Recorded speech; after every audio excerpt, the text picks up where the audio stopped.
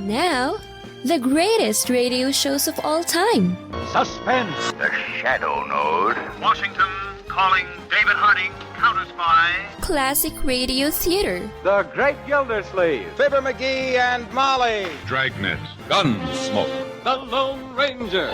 Now, step back into a time machine with your host, Wyatt Cox. Good evening, friends of the Inner Sanctum.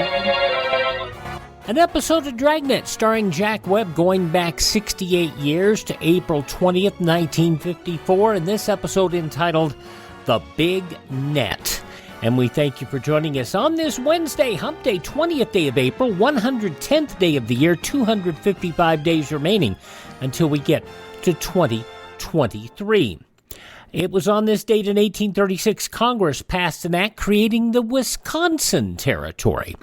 Robert E. Lee resigned his commission in the U.S. Army on this date in 1861 to command the forces of the state of Virginia. The first pasteurization test, completed on this date in 1862 by Louis Pasteur and Claude Bernard. Manfred von Richthofen, the Red Baron, shot down his 79th and 80th victims on this date in 1918, marking his final victory before he would die the following day. Western Electric Warner Brothers announced Vitaphone, a process to add sound to film on this date in 1926. Before that, anytime there was sound in films, it was either locally originated with a piano or an organ, or it was on a record. And yeah, there was some of that too. Apollo 16 landed on the moon on this date in 1972. Jimmy Carter, it was a funny story at the time, or afterwards, but at the time it wasn't. Jimmy Carter attacked by a swamp rabbit on a boat near his Plains, Georgia home in 1979. It was on this date in 1992 the Freddie Mercury tribute concert for AIDS awareness sold out Wembley Stadium. 72,000 people attended in person, and the concert broadcast live to 76 countries, an estimated viewing audience of 1 billion. The Columbine High School massacre on this date in 1999, 12 students and a teacher killed by 2 students. In Iraq on this date in 2004, 12 mortars fired on Abu Ghraib prison by insurgents. 22 detainees killed, 92 were wounded in 2004. 2008, Danica Patrick winning the Indy Japan 300, becoming the first female driver in history to win an IndyCar race. And it was back in 2010, the Deepwater Horizon drilling rig exploded in the Gulf of Mexico. 11 workers killed, and it began an oil spill that would last for 6 months. Among those passing away on this date in history, author Bram Stoker, also comedian Benny Hill, pro wrestlers Rick Rude and Chyna, ventriloquist Senior Wences, and Cuba Gooding Sr., not Jr., this is Senior, singer for the group The Main Event. Oh, no, The Main Ingredient. Yes, everybody plays the fool sometimes. Born on this date in history, actor Harold Lloyd, musician Lionel Hampton, actress Betty Lou Gerson, whom you hear a lot in female roles on a lot of our classic shows. Also, musician Tito Puente, the nun and broadcaster Mother Angelica, and singer Luther Vandross. Birthdays that we celebrate today, still with us. Star Trek's George Takei, 85 years of age. He sang Poetry in Motion and Talk Back Trembling Lips, Johnny Tillotson, 84 years old. He was in Peyton Place and in Love Story, Ryan O'Neal, 81. Actress Jessica Lange, a triple threat, meaning she has won Grammys, Oscars, and Tony Awards. So she's been all over the place. Fine actress, Jessica Lange, 73 today. You remember him as George McFly in the original Back to the Future. Crispin Glover is 58 today. From Lord of the Rings, Andy Serkis is 58. From Criminal Minds, Shemar Moore, 52. From Baywatch, Carmen Electra, 49 years old. He was in Blossom and Give Me a Break both. Joey Lawrence, 46, hardly recognizable from those young days. Also, model Miranda Kerr is 39. And from the TV shows Flash and Arrow, Carlos Valdez is 33. Those just a few of the people celebrating the 20th day of April as their birthday. And if this happens to be your birthday... Happy birthday to you. Happy birthday to you. Happy birthday, happy birthday. Happy birthday to you.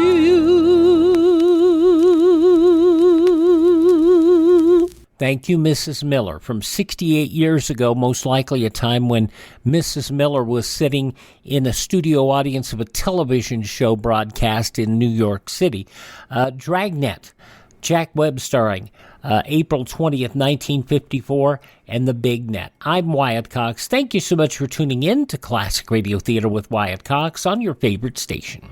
Hi, this is Kyle Horvath with the White Pine County Tourism and Recreation Board. If you want to get away from the big cities and get back to nature this summer, give us a call at 775-289-3720 or visit us online at elinevada.net. There's so much to do and see I can't mention it in 30 seconds, but check out our website and you'll see what Nevada is really all about. elinevada.net or follow us on Facebook or Instagram. Give us a call at 775-289-3720 or visit us online at elinevada.net. Let's see, if something costs less, but people are happier with it, that sounds like something to look into, and that's MediShare. Maybe you've heard switching to MediShare to pay for healthcare can save the typical family $500 a month, and that's huge, but it's also true that people are way more satisfied after making the switch, too. The customer satisfaction rate for MediShare is double that of the typical health insurance plan. Double. MediShare works. It's been around for more than a quarter century, and members have shared more than $3 billion of each other's bills.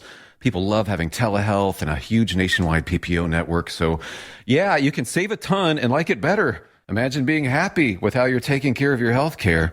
So if you're self-employed or part of the gig economy, or you just want a plan you're happy with, you can call right now and get a price within 2 minutes. A very, very smart use of 2 minutes. Here's the number you need. 833-34-BIBLE. That's 833-34-BIBLE. 833-34-BIBLE. Now, we've talked a lot about Dragnet over the years. We have not really talked about Jack Webb's career prior to Dragnet. And, of course, he did a lot of radio work. But one of the things that you may not be aware of is that before he got really started his early career, he did comedy. He did. He did a show called The Jack Webb Show, and we have one sample of that. It's not the greatest thing that ever happened, but it was not a horrible show for 1946. Then he also did his one-man show, 1 Out of 7. We have played a lot of that. We played every episode we were able to find of that, which was more satirical than anything. But by 1949, he did Pat Novak for Hire.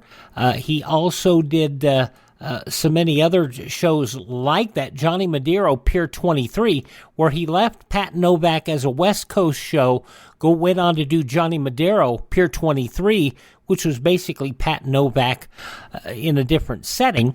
And then he also did Jeff Regan, Investigator, Murder and Mr. Malone, Pete Kelly's Blues. And Jack Webb really did a lot of work, more than just Dragnet. He also did 3 films, cult classics. He was in Sunset Boulevard. He was in Marlon Brando's first feature film, The Men, and in the film noir Dark City, where he's best known for co-starring with who would be his future partner on Dragnet, Harry Morgan. I'm not sure how Harry Morgan was billed on that, whether he was billed as Harry or Henry, because for much of it he was billed as Henry. But anyway, there you go with all of that. So it was quite interesting. So, he was doing all that before he got into Dragnet. So let's listen to a little of Dragnet and hear by the way, if you want to hear some really funny Jack Webb, he did a parody with Johnny Carson of Dragnet on the Tonight Show, and the clips are out there still to this day, and it was the funniest thing you'd ever want to know. And anyway, April 20th, 1954, Jack Webb, Dragnet.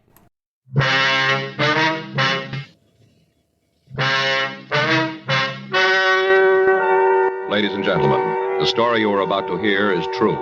The names have been changed to protect the innocent. Dragnet.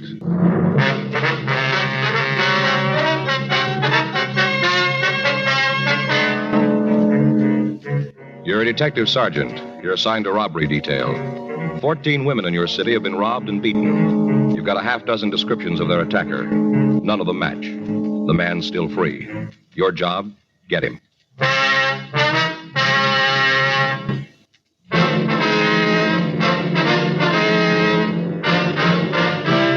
Dragnet, the documented drama of an actual crime. For the next 30 minutes, in cooperation with the Los Angeles Police Department, you will travel step by step on the side of the law through an actual case transcribed from official police files. From beginning to end, from crime to punishment, Dragnet is the story of your police force in action. It was Wednesday, November 26th. It was cold in Los Angeles. We were working the day watch out of robbery detail. My partner's Frank Smith. The boss is Chief of Detectives Thad Brown. My name's Friday. I was on my way back to the office, and it was 2:34 p.m. when I got to room 27A. Robbery. Come on, Joe. Everybody's in the skipper's office. All right. I tagged by R&I to pick up these packages. Anything on them? No, not much. We'll check them out, but they don't look like they're going anyplace. Yeah, go ahead. Joe, Frank, you want to come over here? Yes. Sorry we're late.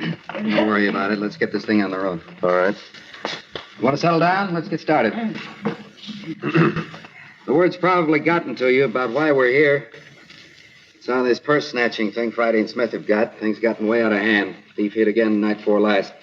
Victim's at the county hospital in a critical condition. She was pistol whipped, and it looks like she's got a fractured skull.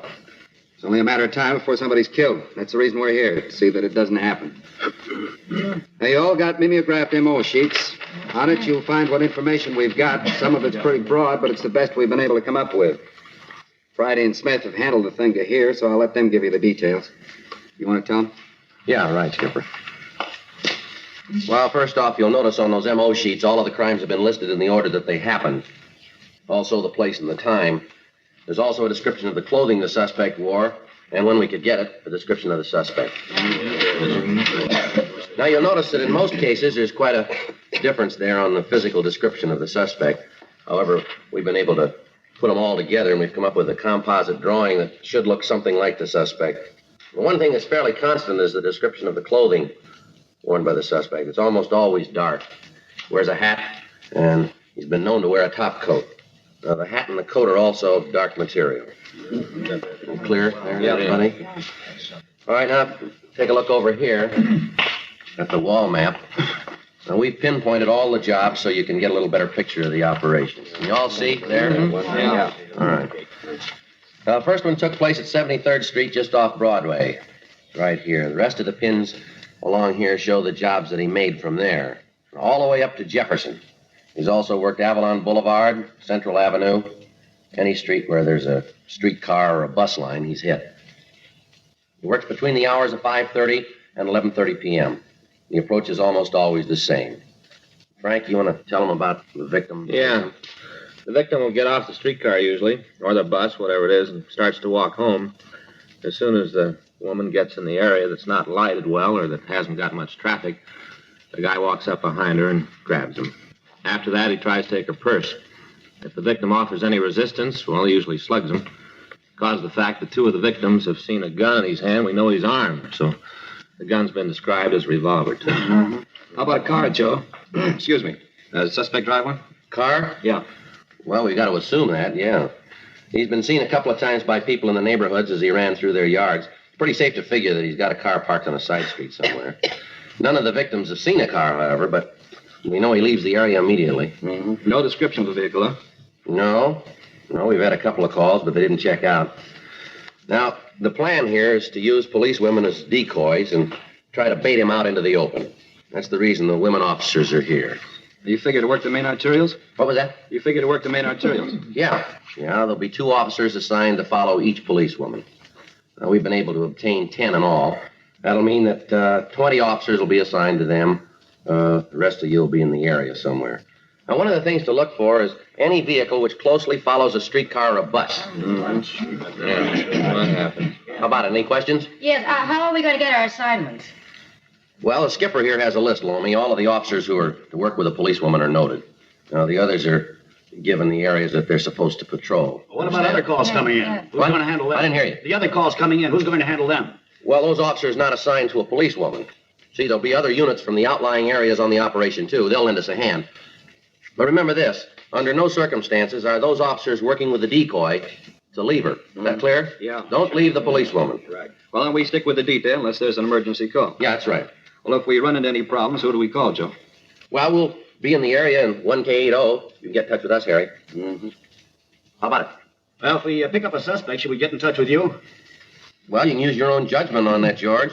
If you think it's a routine pickup, take him to robbery and he'll be processed there. All right. Any more questions?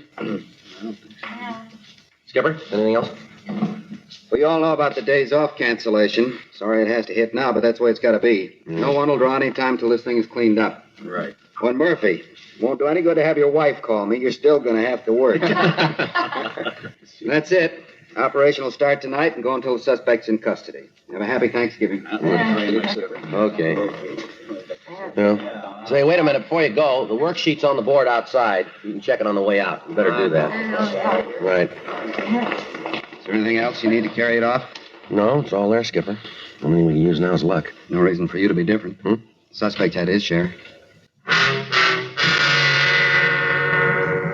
Frank and I left the office and drove out to the area of the operation. The plan was that the policewomen would board the cars and buses and get off at the points where previous sluggings had not taken place.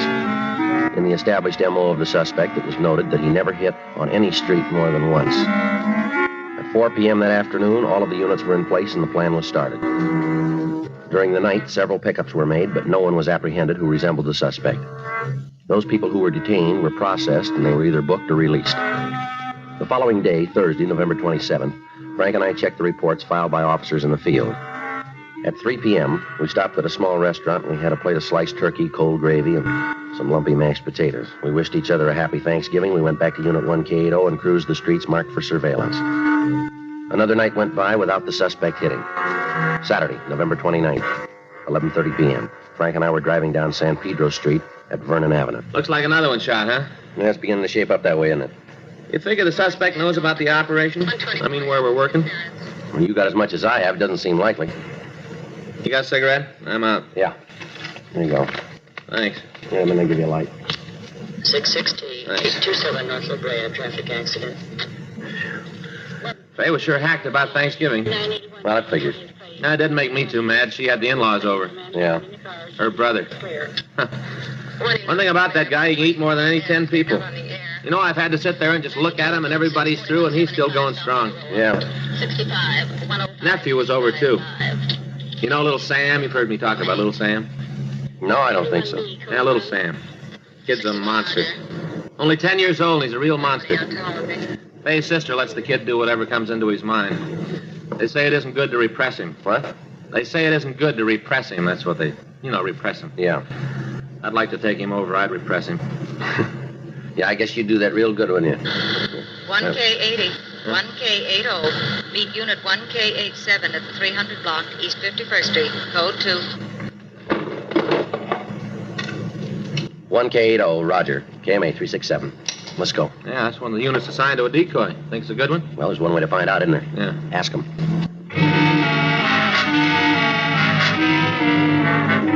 South Park is located at the corner of San Pedro and 51st Street. One of the policewomen had gotten off a streetcar at the corner of Main Street and 51st. She'd walked east, and as she passed the park, a man had approached, blocked her progress, and demanded money. The man was pretty drunk, and when the officers following the woman arrived at the scene, he was struggling with a policewoman. He was taken into custody, and we were called. We took the man to room 27A, and from there to the interrogation room. Physically, he matched the description of the suspect as we'd gotten it from the victims. 12:15 a.m. That's the dirtiest thing I ever heard of, pulling me in here like this. All right, what's your name? I don't think I'm going to tell you. Let me see your wallet. There's nothing in there. No juice? Empty your pockets on the table. Hey, do you have a copy of the L.A. phone book? Come on, mister, around empty here? your pockets, will you? All right. Come on, everything. How about your wallet? Hey, young man. No juice? Take the money out. I told you there's no juice. No money in the wallet? No. All right, how about it? This your true name, Victor Nathaniel Roberts? You think I use an alias? Now, don't be smart. Where do you live? Well, I have no pad. Where you been sleeping? Wherever I can. You got a job? What? Do you work? No. You ever hold a job? Nope. Never had a job? Can't remember one. What were you doing on 51st Street tonight? Oh, I was just looking around. At 11:30 at night? The sun hurts my eyes. All right. I was just walking along the street when this young woman stopped me. She stopped you. She tried to pick me up. That girl was a policewoman. You're telling me. Now, what were you doing out there? I'm never going there again. Ever been arrested? I am now. Before? I'll tell you the truth. Yeah, you do that. I have. Where? Oh, all around. What were you arrested for? Bag. Have you done time in California? Come on, have you done time in California? Have you? Yes. I'll check the record, Joe. All right. Is he going to look me up? What's that? I say, is he going to look me up? He's going to check your record, yeah. April 20th, 1954, Dragnet on Classic Radio Theater with Wyatt Cox. The news from 68 years ago today follows these messages. No offense, but are you a little fat when you look in the mirror? How would you like to learn the secrets to lose 3 to 5 pounds a week easily without joining the gym or going through any crazy diets? It's called Body Sculpt by Med Diet. For the last 2 decades, we've been helping people just like you that have pounds they want to shed. We've helped millions of people lose thousands and thousands of pounds over the years. And now it's your turn. Learn the secrets of how to lose weight with one simple phone call. You'll see an amazing difference in a matter of days. Don't believe us? We'll offer you a money-back guarantee. If you're ready to start losing weight right now, call right now to learn more about your risk-free order to Body Sculpt. Call for your risk-free offer. 800-738-5332. 800-738-5332. 800-738-5332. That's 800-738-5332. Are you in bad pain? You know what I mean. Your knees hurt. Your shoulder hurts. Your elbow and back are constantly killing you. And I'm sure you've tried every pain pill or cream available at the drugstore. Am I right? Well, here's something you haven't tried. Pain Magic. Pain Magic is not available at any drugstore. The only place you can get it is by calling the special toll-free number I'm about to give you. And to make things even better, call right now and find out about our buy one, get one free offer. We're so confident it'll work for you that we offer a free bottle with your purchase. No prescription required. Call now to learn how you can get Pain Magic and get rid of your pain. Remember, your results may vary. 800-492-8164. 800-492-8164. 800-492-8164. That's 800-492-8164.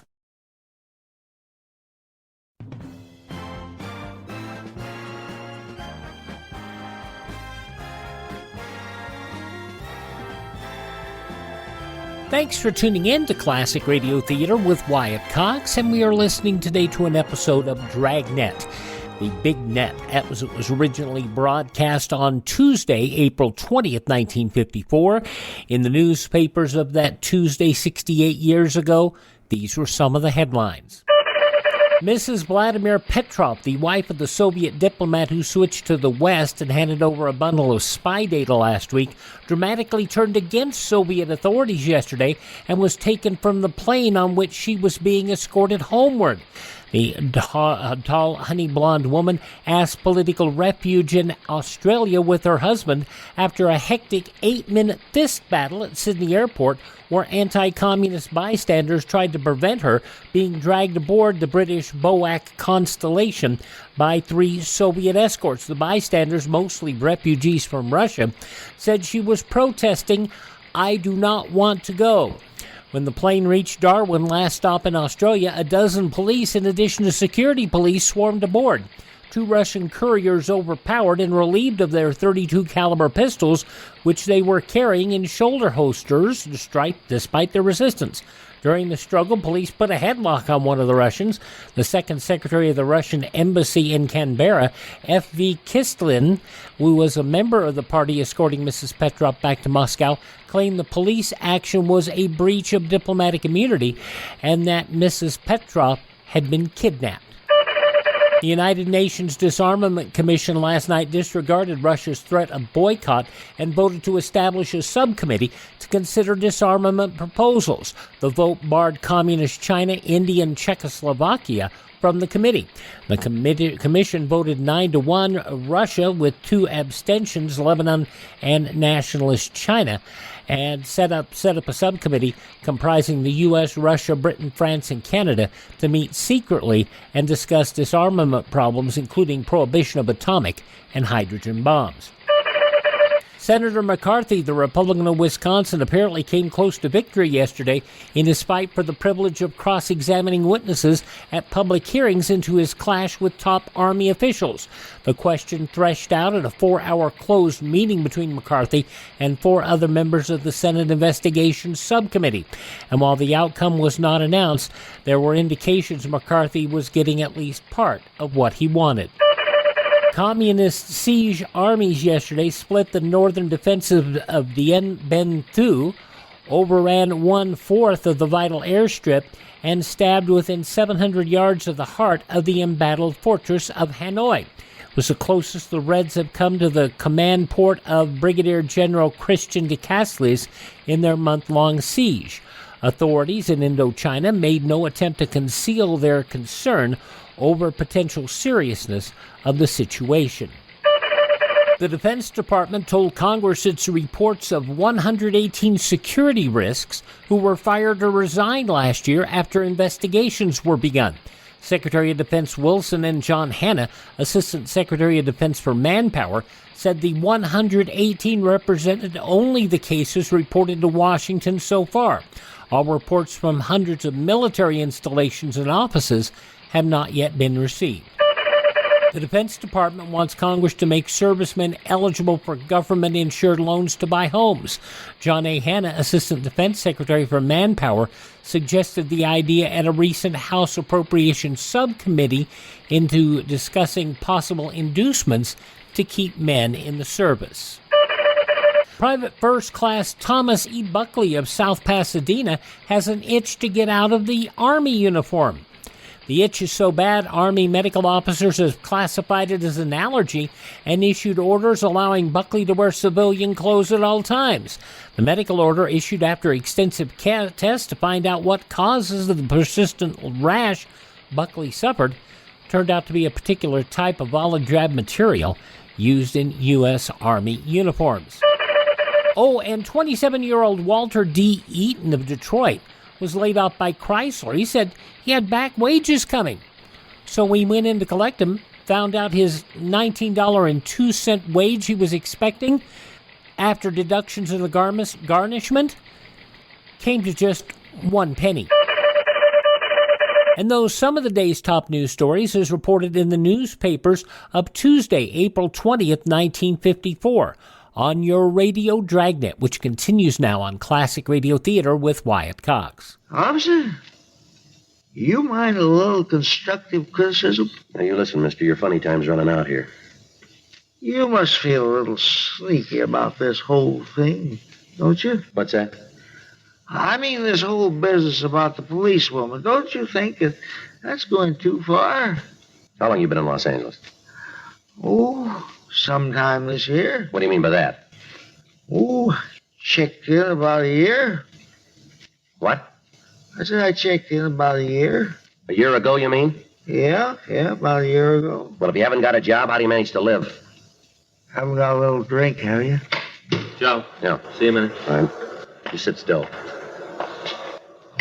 What do you got? Checked R&I, got the word on Roberts. Yeah, what about him? He's been tagged 67 times for drunk. All in L.A.? Total's 92. Doesn't look like he's our man, though. Why? Well, he's been in Camarillo for the last 3 months.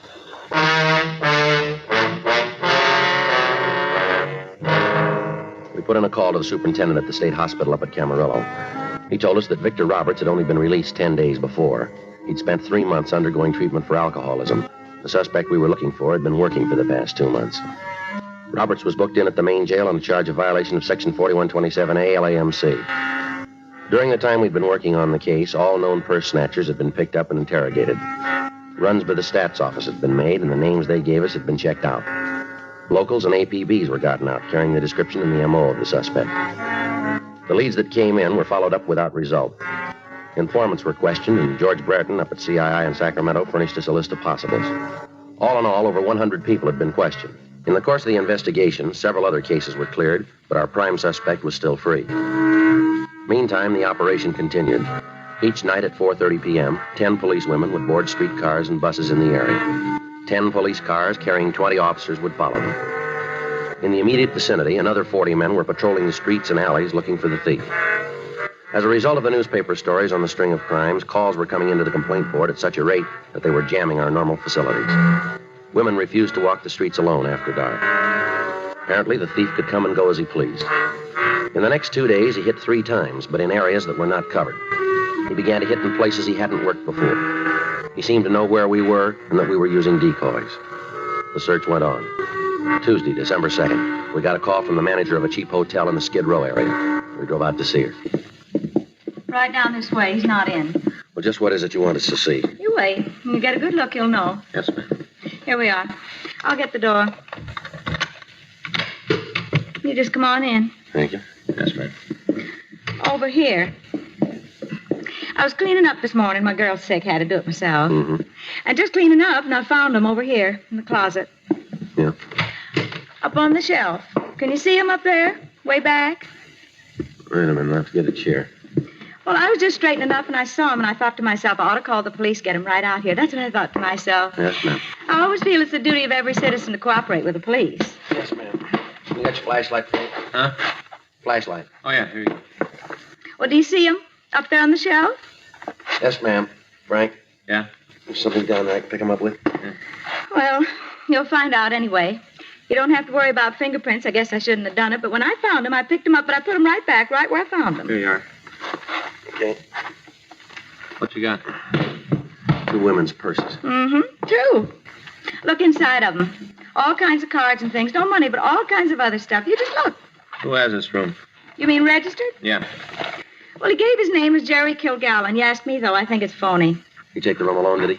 Oh, absolutely. This is a hotel for men. Don't allow no women in. Is it possible that somebody else left these purses up there? Hardly. These rooms are cleaned every day, cleaned thoroughly. I don't miss anything. Yes, ma'am. How about the identification in them, Joe? I don't recognize the names. We'll have to check them. Take a look at this, though. No, here, on the lining of the purse. This one. Oh, yeah. You better get it to the lab, huh? What is it? You find something? We're not sure. Well, what is it? I called you. I got a right to know. What is it? Well, looks like bloodstains.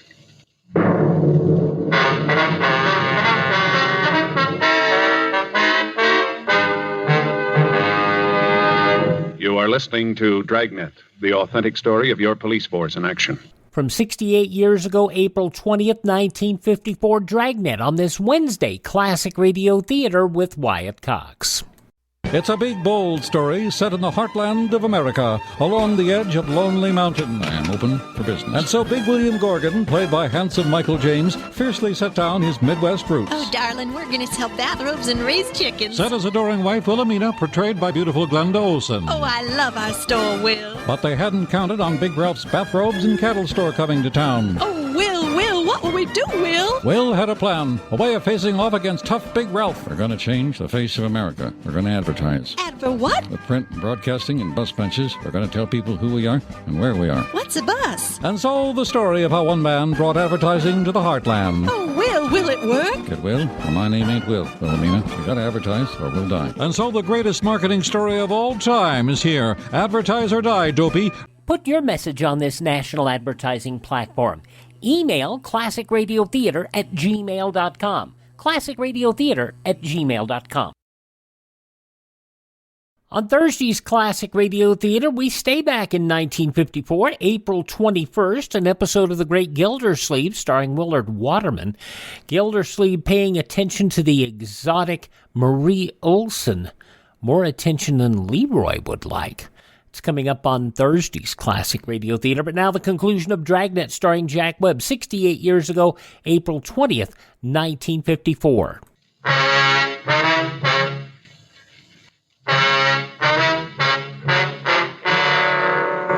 We got a complete description of Jerry Kilgallen, and Frank called it into R&I. We found no record on him under that name.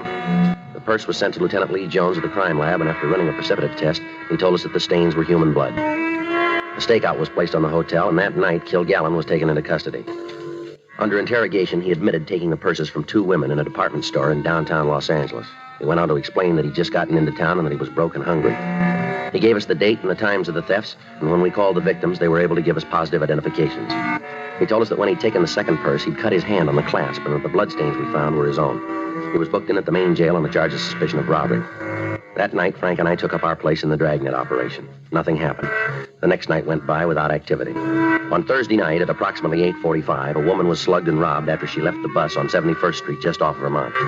All cars in the operation converged on the area, and a block-by-block search was made. Additional officers were called in to aid in the hunt. Every alley, every street, and every backyard was gone over thoroughly. 11:15 p.m. While the search continued, Frank and I drove down to Georgia Street Receiving Hospital to talk to the latest victim. I was on my way home. I didn't think anything like this had happened. I was just walking home. Can you give us a description of the man? I don't know. It was dark. I was just walking home and it happened. Did you see the man at all? Yes, it was dark. Was he a tall man? I guess so. I guess he was tall. I talked to the other men. Isn't that enough? I talked to them. Well, we're trying to get all the information we can. I don't remember good. My head hurts. Isn't there something they can do to make my head stop hurting? Did you see the man's face? Did you get a look at it? Yeah, yes, I did. I saw his face. Can you describe it for us? Can you tell us what he looked like? I don't know. I don't feel good. Well, this is pretty important, ma'am. He had a real white face. Real white. What about his eyes? Can you tell us what color they were? Blue. Watery. Blue. How about his hair? It looked brown. I'm not sure. I think it was brown. He had a hat on. I couldn't tell good. All right, just a few more questions now. Yeah. Can you tell what color his hat was? I don't know. My head hurts. Can't you do something? We'll send for the doctor again. He might be able to give you another sedative. Hurt? There's something else, ma'am. Was the man clean shaven? Huh? I said, did he have a mustache? No. No mustache. Did he wear glasses? No. Is there anything else you can tell us about his appearance? No. Nothing. He had a gun. I know that. He had a gun. That's what he hit me with. Gun. Mm-hmm. He hit me when I wouldn't give him the purse. First, he asked me for the money. I told him to get out of my way. He said he'd kill me. Then he hit me on the head. Hit me as hard as he could. All right, ma'am. Now, is there anything else you can tell us that might make it easier to identify him? No, nothing. I told you everything I know. Nothing else. All right, we're sorry to have bothered you. Thank you. We'll be talking with you again when you're feeling better. Yeah. You come back then. I'll try to remember that. Thank you very much for your help. It's all right. You ask the doctor to come back, won't you? Yes, ma'am. Officer, Yes, ma'am? something else might help a little bit. What's that, ma'am? Before he hit me, I remember there was a fight. I didn't want him to take my purse. There was a fight. Yeah. I tried to stop him, and I scratched him. I scratched him hard. See, I broke a fingernail when I did it. That'll help, won't it? Yes, ma'am. It should. Last thing I remember before he hit me, he was bleeding a lot. Where did you scratch him, ma'am? Do you remember? On the hand? No, right across the face. Left side. We got to a phone and we had a broadcast put out carrying the additional information on the man and the fact that he had been badly scratched. Officers in the immediate area of the attack started a check of all the drugstores that were open in the hope that the thief had stopped for medication. After getting the call out, Frank and I left the hospital and started back to search the area. 11:46 p.m. You talked to the doctor about the victim? Yeah, she's in pretty bad shape. They're going to move her to General. Sebastian says he might have to operate. Be glad to get this guy. Yeah. Attention all units. Attention all units. You want to turn it up, Joe? All units on frequency 7, please stand by. All units in the vicinity of the 100 block on West 29th Street. Officer needs help. Special attention 1K80, code 3. Lean on it. Right. All units in the vicinity of the 100 block on West 29th Street. Officer needs help. Special attention 1K80, code 3. Frequency 7 clear. I'll call in. 1K80 to Control 1. Acknowledging the call to the 100 block on West 29th Street. KMA 367.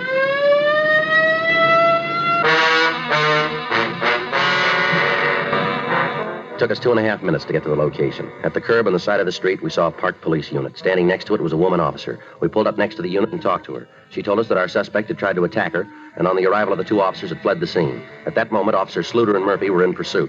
While Frank got additional information from the policewoman, I went back to the car and got on the radio. 1K80 to Control 1. 1K80 to Control 1. Control 1 to 1K80. Go ahead. Suspect is now on foot, being pursued by two plainclothes officers through backyards in the area of West 100 block between 29th Street and 30th Street. Dispatch units to block intersections of Broadway and 29th Street, Broadway and 30th, Broadway and 28th Street, Broadway and 27th, intersections of Main and 28th, Main and 29th, Main and 30th Streets, Main and 27th Street. Control 1 to 1K80. Roger. KMA 367. I got the story. You set? Yeah, let's go. Policewoman says they're headed west. Come through the back of the house down there. All right, let's move. Attention all units. Attention all units. 1K80. Policewoman says the reports suspect ducked into a driveway. That one right up there. All right, take it easy. Right. West 29th Street, now being pursued. Looks like we got a live one this time, huh? Well, let's hope we can keep him. In the Now, backyards pull up here. between 100 block, 29th Street, and 100 block West 30th Street. 1K82. Block the intersection. Flashlight's over there, Joe. Let's take a look. You see who it is? No. Duck back behind the garage. Come on. Sluter, what do you got? He's back there. Murphy's with him. You guys all right? Yeah. All right, let's take a look. You want to call an ambulance, Frank? Right. How is he? Well, you better stop Frank. Yeah. Tell him to cancel that ambulance. He opened up first, Joe. Murph and I gave him every chance. Well, that's more than he gave those women.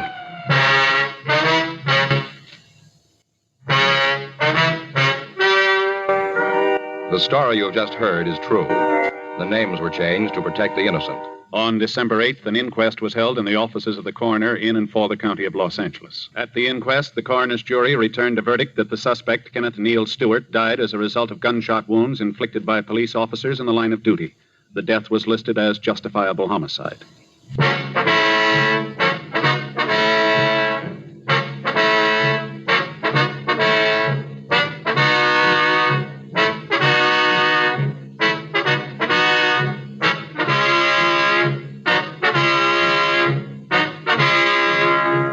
You have just heard Dragnet, a series of authentic cases from official files.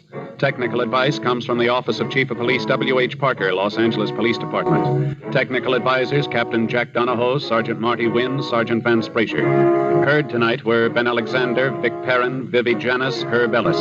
Script by John Robinson. Music by Walter Schumann. Hal Gibney speaking. April 20th, 1954, Dragnet on Classic Radio Theater. I mentioned earlier that Jack Webb did a Jack Webb show for ABC back in 1946. I want you to hear just a little bit of it, because it's not as good as it should be. Good evening, ladies and gentlemen. How are all our listeners out there? Both of you. John Galbraith, put your glasses on so you can find the microphone and come on over here, will you? Oh, Jack, my, boy, that's certainly a healthy crop of freckles you've picked up in the San Francisco sunshine. What do you mean, freckles? Those are the holes in the microphone. Put them on, will you? Yeah. Yeah, but of course, how stupid of me, Jack.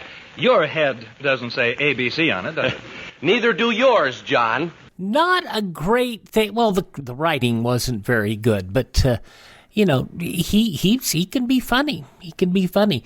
We've listened to Dragnet, and that's from the 1946 Jack Webb show, and I'll try to play that sometime if I'm desperate for something to play here on Classic Radio Theater with Wyatt Cox.